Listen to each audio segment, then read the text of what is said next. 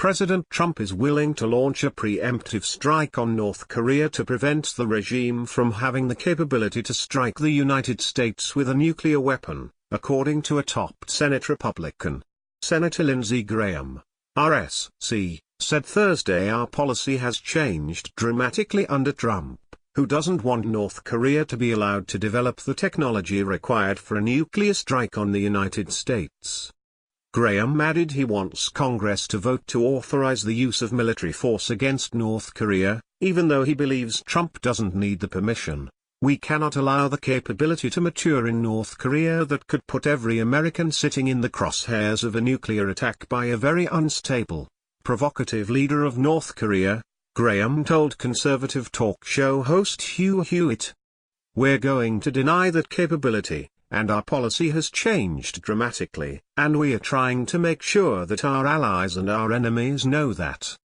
Graham is a traditional Republican foreign policy hawk of the sort Trump denounced during the 2016 presidential campaign, but he maintained he and the president agree on the new North Korea policy. If negotiations fail, he is willing to abandon strategic patience and use preemption. I think he's there mentally. He has told me this, Graham said. So I'm 100% confident that if President Trump had to use military force to deny the North Koreans the capability to strike America with a nuclear-tipped missile, he would do that. And he's going to listen to sound military advice. But he's made a decision in his own mind not to let that happen on his watch. He said an attack to preempt North Korea from even possessing the technology to nuke the United States, much less attempting to, is necessary because the regime sells weapons to bad actors around the world.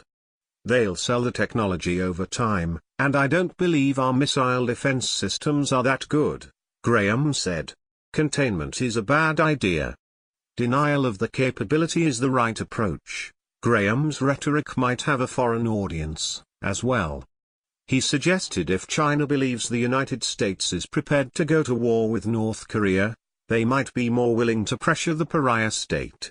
And he wants Congress to pass an authorization for the use of military force against North Korea, in order to send a message to China. War will only happen if China completely fails in stopping North Korea, he said. It would be very smart if the Congress could come together and tell the president, you have our authorization to use military force to stop the threat to the homeland as a last resort. That would send a signal to North Korea and China that would probably do more good to avoid war than anything I can think of.